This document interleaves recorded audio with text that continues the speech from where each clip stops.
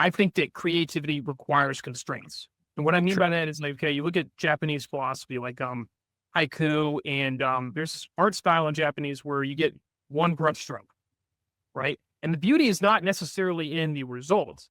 The beauty is in understanding the constraints of the process and what someone was able to do with one brushstroke, right? Yeah. That's the most extreme example.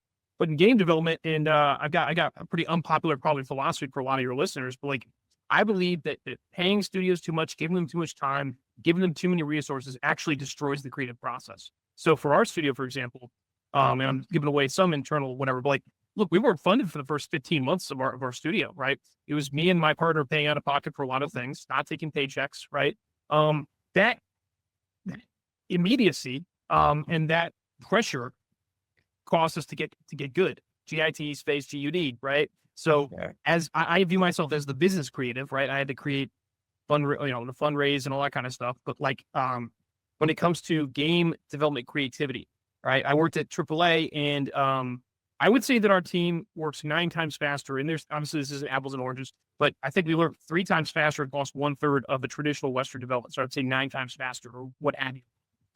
The constraints of time and of resources sharpens the minds of everyone on the project and Yeah. results in more productivity, more creativity, more innovation. And obviously, this is not to, I don't want to go extreme here and say like the meetings will continue, but like I believe the future model of studios is high salaries and not thinking of it as a project based industry has been a real problem for the West, where you treat your job as a going concern. You have a high salary, so you're comfortable. I call it. Clark said this many times. Like the devs are in their cocoons in the West, and they just want to shade the upper lip of the orcs for 8 hours a day. And this is obviously a stereotype, but um, I think the future of our level of game development, which is, we're not going to be a big team. We're never going to be a big team. If our first game's a success, we'll come up with a new model besides expanding FTE ad infinitum. Is everyone needs to own in the success. Everyone needs to own the pain, as it were, of the creative process, right? If you want to own your own intellectual property, if you want to start something new, in Chinese, the phrase "sure cool" means like to eat bitters. Like you have to be willing to eat bitters. And we're working in the passion industry and you pay a passion tax.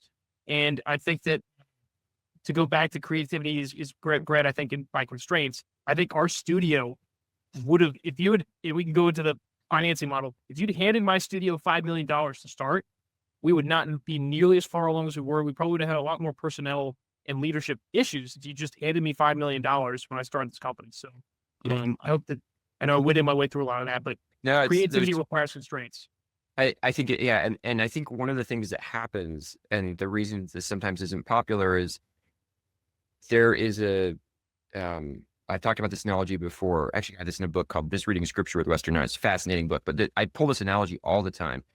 The author talks about this idea: there's a road with 2 ditches, and you want to stay on the road, and there's a ditch that you tend to know about and be cautious about falling into, and oftentimes what'll happen is, like, imagine you're biking down this road and you're like, I definitely don't want to be in that ditch. And you don't realize that you're totally stuck in the other ditch. And so there's a ditch here that I think we have pendulum swung away from in the West, which is unbelievable crunch, overwork, inhumane conditions, leading to like family breakdowns and mental breaks, and like, people just burning out of the industry as a whole and just going like, I'm going to go write code for, Chase Bank because I never want to touch anything creative ever again, because that was the worst, sometimes 9 months, years of my life where I was just working constantly. And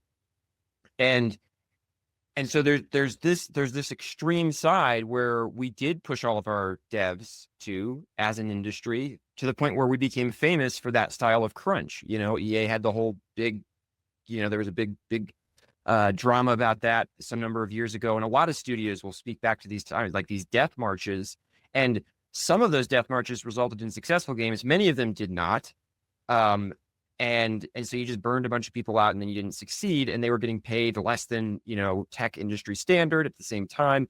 And so there's a ditch there, and we're wary of that ditch. And I think that's wise, because exhausted people are not as effectively creative.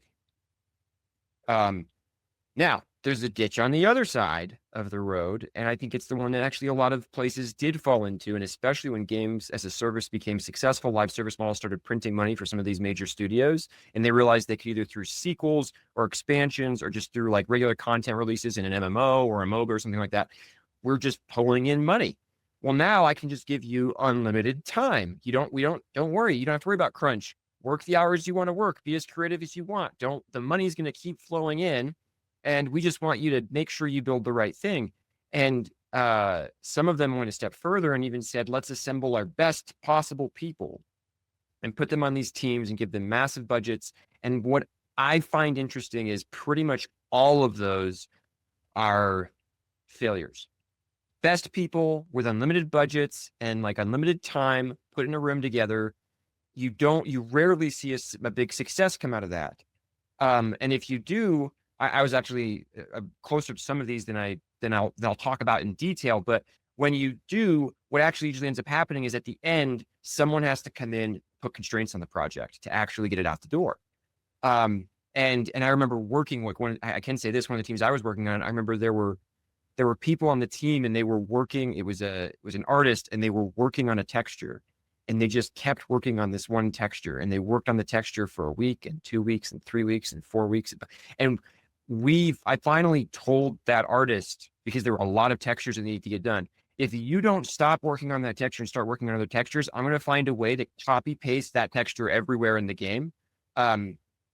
Because and that actually made sense based on what we were doing. Because I was just like, we can't have you just continuing to detail this thing. Like we are going to run out of time to do everything else. And that got them moving, but it was a fascinating, like they were so focused on what I would say was extreme diminishing returns in the value curve work that they were doing. And that's where constraints come in helpful, because they force you to cut early rather than late around a diminishing returns curve and to understand that stuff.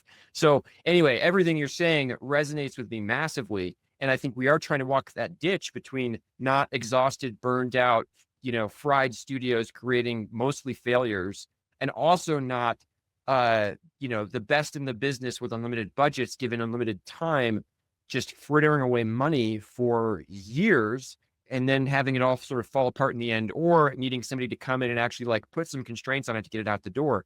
So I'm a big fan. Like I think throughout history, you see the creativity, like you talked about, even Nietzsche talked about the idea of like, be careful about removing all suffering from your life, because when you do, what is your motivation for forward? I think it's 100% that you see it all the time, of people working on a script for years, and there's always this thing. It's like, okay, well, Uncut Gems, it took them 10 years to write it, blah blah blah blah blah. But like at the same time, like if you never put anything out, then you're not making anything. So it's obviously a strange thing, but at some point art has to meet commerce, and you need it. But also I think from a creative perspective, it's good, because of course you never want to release it until you feel great about something, because you end up putting a lot of yourself in it and there's like a vulnerability to it and you want it to be bulletproof. But also I want to iterate, like, and if I'm stuck on something and I just get mired down into it, it actually does sap my creativity, because one, you start to have a weird relationship with the thing you're working on and you kind of like end up hating it.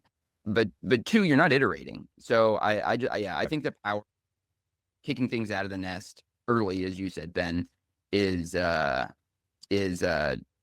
something that every creative should realize earlier rather than later.